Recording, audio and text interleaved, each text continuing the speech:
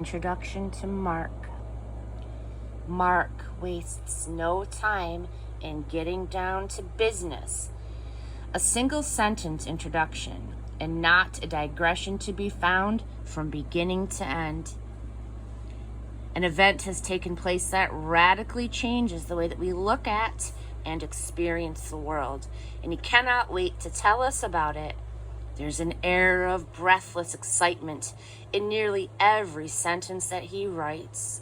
The sooner we get the message, the better off we'll be, because the message is good, incredibly good. God is here, and he's on our side.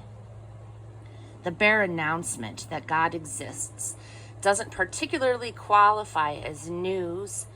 Most people in most centuries have believed in the existence of God or gods. It may well be, in fact, that human beings in aggregate and through the centuries have given more attention and concern to divinity than to all their other concerns put together: food, housing, clothing, pleasure, work, family, whatever. But that God is here right now and on our side, actively seeking to help us in the way that we most need help, well, this qualifies as news. For common as belief in God is, there is also an enormous amount of guesswork and gossip surrounding the subject, which results in runaway superstition, anxiety, and exploitation. So Mark, understandably, is in a hurry to tell us what happened in the birth, the life, the death, and the resurrection of Jesus, the event that reveals the truth of God to us, so that we can live in reality and not in illusion. He doesn't want us to waste a minute of these precious lives of ours, ignorant of this most practical of all matters, that God is passionate to save us. Who's this from? Mark was a kid when Jesus was crucified, but he was soon in the thick of the movement. He messed up on his first missionary trip, but his cousin Barnabas stuck with him, and by the time that Mark was in his 40s, he was based in Rome, and he was working closely with both Peter and Paul, the movement's two heavyweights. And then disaster struck. A fire destroyed half of Rome, and Emperor Nero diverted blame from himself to the unpopular sect of Christians. Many, including Peter, were brutally executed. For several years, Mark had been collecting Peter's memories of Jesus, and now, with the urgency of persecution driving him, Mark wrote down the whole story. Who is this to?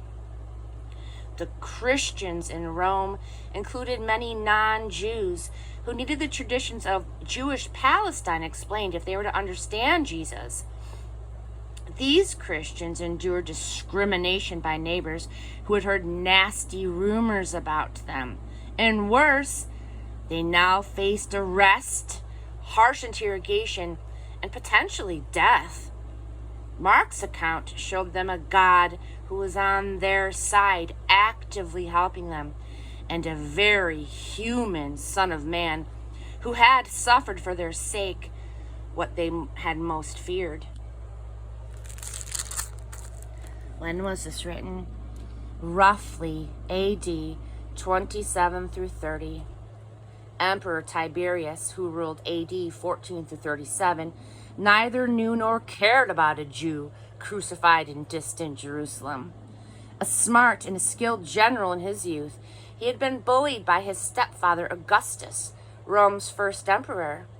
Augustus forced him to divorce his beloved wife and marry a woman who he hardly knew, as part of a scheme for desirable heirs. By the time he gained the throne, Tiberius was 56 years old, and he was prone to depression. Did he care about his title, quote, son of a god? When Jesus was executed, Tiberius was 72, and he was living in seclusion while an ambitious knight ran his empire.